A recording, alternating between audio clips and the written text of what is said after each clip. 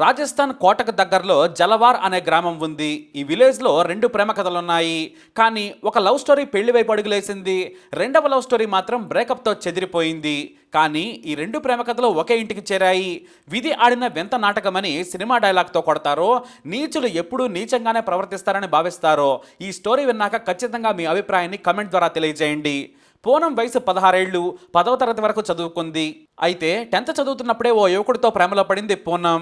అతని పేరు రాజు ప్రజాపత్. అందరూ రాజు అని పిలుస్తారు. ఈ యువకుడి వయసు 22 ఏళ్ళు. ఇతను గ్రామంలోనే చిన్న చిన్న పనులు చేసుకుంటూ వ్యవసాయం చూసుకుంటూ జీవనం సాగిస్తున్నాడు. ఇద్దరు రహస్యంగా ప్రేమించుకోవడమే కాదు, శారీరకంగా కూడా దగ్గరయ్యారు. దాదాపు 18 నెలల పాటు వీరి బంధం సాగింది. అయితే పూనం దారి తప్పుతుందని గ్రహించిన ఆమె తల్లిదండ్రులు పెళ్లి సంబంధాలు చూసేశారు. చివరకు అదే గ్రామానికి చెందిన నవీన్ అనే యువకుడితో పెళ్లి సంబంధం కుదిర్చారు. అయితే పూనంకు నవీన్ని పెళ్లి చేసుకోవటం ఏమాత్రం ఇష్టం లేదు. దీంతో రాజు లేచిపోదామన్నాడు. అందుకు పూనం భయపడింది. ఎందుకంటే ఈ రాజు కులం వేరు, పూనం కులం వేరు. తక్కువ కులానికి చెందిన రాజును పెళ్లి చేసుకుంటే తన సోదరులు ఎక్కడ దాక్కున్నా వచ్చి చంపేస్తారని భావించింది. దీంతో చాలా రోజుల పాటు మదన పడ్డారు. అయినా కూడా రాజును ఒప్పించింది పూనం. తాను నవీన్ను పెళ్లి చేసుకుంటున్నా కూడా నీకు దూరంగా మాత్రం ఉండను, నువ్వే నాకు ప్రాణం, నీతోనే గడుపుతానని ప్రమాణం చేసింది. దీంతో రాజు సరేనన్నాడు. పూనం నవీన్ల పెళ్లికి ఒప్పుకున్నాడు. అలా ప్రేమ జంట బ్రేకప్ చెప్పుకుంది. చివరకు 6 నెలల క్రితం నవీన్కు పూనంకు పెళ్లి జరిగింది. కానీ ఎక్కడ గ్యాప్ దొరికినా సరే తన ప్రియుడితో ఎంజాయ్ చేయడానికి చూసేది. ఎక్కువ మధ్యాహ్నం సమయంలో తమ సొంత ఇంట్లో ఎవరు ఉండరని ఆమెకు బాగా తెలుసు. అందరూ వ్యవసాయ పనుల కోసం వెళ్ళిపోతారు. ఇల్లు ఖాళీగా ఉండేది. దీంతో మధ్యాహ్నం సమయంలో వెనుక నుంచి ప్రియుడిని రప్పించుకొని ఎంజాయ్ చేసేది. ఎవరైనా వస్తే లవర్ రాజును వెనుక నుంచి పంపించేసి ముందు నుంచి తలుపు తీసి మళ్ళీ తన అత్తగారింటికి వెళ్ళిపోయేది. ఇలా పెళ్లి జరిగినా కూడా చిన్న వయసులోనే అక్రమందం కొనసాగించింది పూనం. ఆమె వయసు కేవలం 17 ఏళ్ళు. అప్పటికి మైనారిటీ తీరడానికి 2 నెలల సమయం కూడా ఉంది. అయితే పూనంకి ఓ మరదలుంది. అదే నవీన్ చెల్లెలు. ఆమె పేరు గోరిక.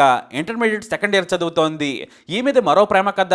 అదే గ్రామానికి చెందిన యువకుడిని ప్రేమించింది. ఈమె వయసు కూడా 17 ఏళ్లే. ఒకప్పుడు తన వదిన పూనంకు మంచి స్నేహితురాలే. కానీ ఆమె బంధం గురించి మాత్రం ఈమెకు తెలియదు. చాలా రహస్యంగా మెయింటైన్ చేసేది పూనం. ఎందుకంటే క్యాస్ట్ ఇష్యూ.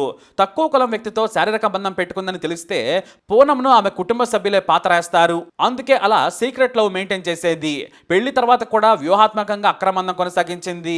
ఇటు పూనం మరదలైన గోరిక కూడా తనకు వరుసకు బాబయ్యే వ్యక్తిని ప్రేమించింది. అతను కోటలో మంచి ఉద్యోగం చేస్తున్నాడు. వీరిద్దరి లవ్ తల్లిదండ్రులకు తెలిసి వారించారు. అయితే తాను బావనే పెళ్లి చేసుకుంటానని చెప్పేసింది. లేదంటే చచ్చిపోతానంది గోరిక. వారే మాట్లాడి పెళ్లి నిర్ణయించారు. కట్నం కూడా 25 లక్షలు ఇస్తామని ఒప్పుకున్నారు. అయితే గోరిక ఇంటర్ పూర్తయిన తర్వాత 18 ఏళ్లు వయసు వచ్చాక పెళ్లి చేస్తామన్నారు తల్లిదండ్రులు. వచ్చే డిసెంబర్ నాటికి పెళ్లి చేసుకోవాలని గోరిక భావించింది. ఇటు కుటుంబ సభ్యులు కూడా మెల్లిగా పెళ్లి ఏర్పాట్లు చేసుకుంటూ వస్తున్నారు. అయితే ఈ గోరికా పొలంలో కూడా బంధువుల్లా కాదు, స్నేహితుల్లా ఉండేవారు. వదినా మరదలైనా కూడా ఎలాంటి ఇబ్బంది లేకుండా, ఈగో లేకుండా కలిసిపోయేవారు. మరోవైపు పూనం భర్త నవీన్ మంచి వ్యక్తి, తన పని తను చేసుకునేవాడు. అదే పూనంకి ఇక్కడ బాగా కలిసి వచ్చింది. మధ్యాహ్నం పూట లేదా తమ ఇంట్లో ఎవరు లేని సమయం దొరికితే చాలు ఏదో ఒక సాగుతో వెళ్లి ప్రియుడితో ఎంజాయ్ చేసి వచ్చేది. అయితే ఓ రోజున పూనం అత్తమామలు భర్త కలిసి ఓ వేడుకకు వెళ్లారు. మరోవైపు గోరిక తన స్నేహితురాలి పెళ్లికి వెళ్ళింది. తన కూడా రమ్మన్నా పూనం వెళ్ళలేదు. తనకు జ్వరం వచ్చిందని సాకు చెప్పింది. ఎందుకంటే ఎంజాయ్ చేయాలని. సరేనని అందరూ వెళ్ళిపోయారు. ఇక గ్రామంలో మధ్యాహ్నం పూట ఎవరూ బయట పెద్దగా తిరగరు. రాజస్థాన్లో ఎండలు 45 డిగ్రీలు దాటుతున్నాయి. దీంతో తన అత్తమామలు సహా ఎవరూ లేరని ప్రియుడిని పిలిపించుకుని ఎంజాయ్ చేసింది పూనం. అయితే సరిగ్గా ప్రియుడిని బయటకు పంపించేందుకు తలుపు తీయగా ఎదురుగా గోరిక కనిపించింది. ఆమెను చూడగానే రాజు పారిపోయాడు. రాజును తమ ఇంట్లో చూసి గోరిక షాక్ అయింది. మన ఇంట్లో ఇతనేం చేస్తున్నాడని నిలదీసింది. వారిని మనం ఇంట్లోకి రానివ్వం కదా, నువ్వెందుకు రానిచ్చావని నిలదీసింది. మన ఇంట్లో కరెంటు పని చేయకపోతే పిలిపించి చెక్ చేయించాను, ఇప్పుడు సెట్ చేశాడు, కరెంటు బాగానే వస్తుందని తెలిపింది. అయితే ఇంట్లోకి వెళ్ళిన గోరికకు అనుమానం కలిగింది. తన వదిన బెడ్రూమ్లో చూడగా అంతా చంద్రవందరగా కనిపించింది. పైగా మల్లెపూలు బెడ్ మీద కనిపించాయి. ఈ పూలు ఎక్కడవని అడిగింది.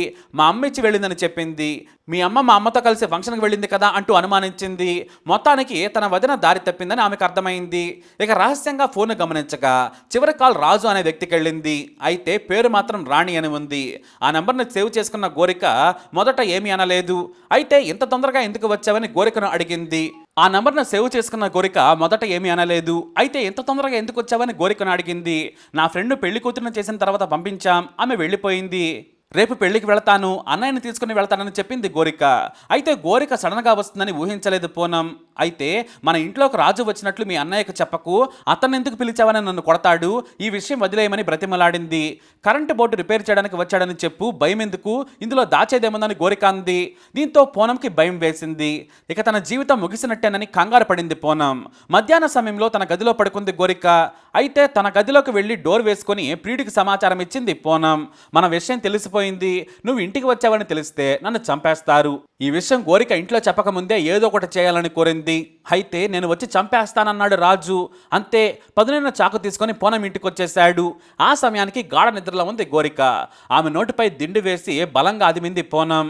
పెనుగులాడుతూ ఉండగానే కత్తితో లోతుగా కట్ చేస్తూ గొంతును కోసేశాడు. అంతే, రక్తం మొత్తం చెందింది. ఆ తర్వాత కొన ఊపిరితో కొట్టుకుంటున్న గోరికను వదిలేసి బయట నుంచి గడియ పెట్టేశారు. అక్కడి నుంచి రాజు పారిపోయాడు. ఇంటికెళ్ళి రక్తంతో తడిచిన బట్టలు మార్చేసుకున్నాడు. మరోవైపు తన బట్టలు కూడా మార్చుకుంది పూనం. రక్తం నిండిన బట్టలను కాల్చేసింది. ఆ తర్వాత గోరిక గది గడియ తీసి తన గదిలోకి వెళ్ళి పడుకుంది. ఇక 4:30కు పూనం భర్త ఇంటికి చేరుకున్నాడు. ఇల్లంతా నిర్మానుష్యంగా ఉంది. తన బెడ్రూమ్లో భార్య పూనం నిద్రపోతోంది. ఆమెను నిద్ర లేపాడు నవీన్. తన చెల్లెలు గోరిక పెళ్లి నుంచి రాలేదా అని అడిగాడు. ఏమో నాకు తెలియదు, నేను నిద్రపోయాను, తలుపును దగ్గరకేసి ఉంచాను, అలానే నిద్ర పట్టిందని బొకాయించేసింది. అయితే గోరిక గది తలుపు తీసి చూడగానే నవీన్ వణికిపోయాడు. బెడ్ మొత్తం రక్తంతో నిండి ఉంది. తన సోదరిని గొంతు కోసి చంపారని తెలిసి కేకలేశాడు. గోరికను ఎవరు చంపారు, నువ్వే చంపావా అంటూ వణికిపోతూ అడిగాడు. నాకు తెలియదు, నేను నిద్రలో ఉన్నాను, నాకేమీ తెలియదని భయంతో నటించేసింది పూనం. వెంటనే తన తల్లిదండ్రులకు సమాచారం ఇచ్చాడు. ఆ తర్వాత పోలీసులు క్రైమ్ సీన్ చూసి ఇది దారుణ హత్య, దిండుతో అదిమి అరవకుండా చేసి హత్య చేశారని పోలీసులు నిర్ధారించారు. అయితే పక్క గదిలో నిద్రిస్తున్న పూరన్ను ప్రశ్నించారు పోలీసులు. తనకేమీ శబ్దం వినిపించలేదు, నేను నిద్రపోయాను, అసలు పెళ్లి నుంచి గోరిక వచ్చిందో లేదో కూడా తనకు తెలియదని పుకాయించేసింది. అంతేకాదు, గత 2 రోజుల నుంచి మేము మాట్లాడుకోవడం లేదు, మాకు చిన్న గొడవ జరిగిందని రకరకాల కథలు అల్లేసింది. అయితే పోలీసులు గ్రామస్తులను విచారించగా ఓ వ్యక్తి తాను రాజు అనే అబ్బాయిని చూశానని, వీరింటి ముందే చూశానని చెప్పాడు. నేను బైక్ మీద వెళ్తుండగా ఇంట్లో నుంచి వెళుతుండగా చూశానని పోలీసులకు రహస్యంగా సమాచారం ఇచ్చాడు. అంతే, పోలీసులు రాజును అదుపులోకి తీసుకొని తమదైన సెల్లో విచారణ చేయగా నిజం ఒప్పుకున్నాడు. అంతేకాదు, పూనం కూడా తన సీక్రెట్ అఫైర్ గురించి మొత్తం విప్పేసింది. రాజును పెళ్లి చేసుకోవాలనుకున్నాను, కానీ మా వాళ్లకు భయపడి ఇష్టం లేకున్నా నవీని పెళ్లి చేసుకున్నాను. మేమిద్దరం గదిలో గడిపిన తర్వాత సడన్ గా గోరిక వచ్చింది. ఆమె మమ్మల్ని అనుమానించింది. నా గురించి ఇంట్లో వాళ్ళకు చెబుతుందన్న భయంతో ప్రియుడు రాజును పిలిచి హత్య చేశానని నిజం ఒప్పుకుంది. ఈ ఘటనతో గ్రామంలో అలజడి చెలరేగింది. పూనం మీద దాడి చేశారు గ్రామస్తులు. మరోవైపు ఆమె తల్లిదండ్రులు, కుటుంబంపై కూడా దాడి చేయడానికి ప్రయత్నించగా పోలీసులు వారించారు. పూనంకు రాజుకు కఠిన శిక్ష పడేలా చేస్తామని హామీ ఇచ్చారు పోలీసులు. అలా 2 ప్రేమ కథలు ఒకే చోటకు చేరాయి. కానీ పూనం చేసిన పనికి గోరిక ప్రాణం పోయింది. వదినే తన ప్రాణం తీస్తుందని పాపం గోరిక అసలు ఊహించి కూడా ఉండకపోవచ్చు. అయితే పూనం ఎంత పెద్ద లపాకి అని కూడా ఎవరు ఊహించలేదు. తన పరువు కోసం ప్రాణం తీసింది.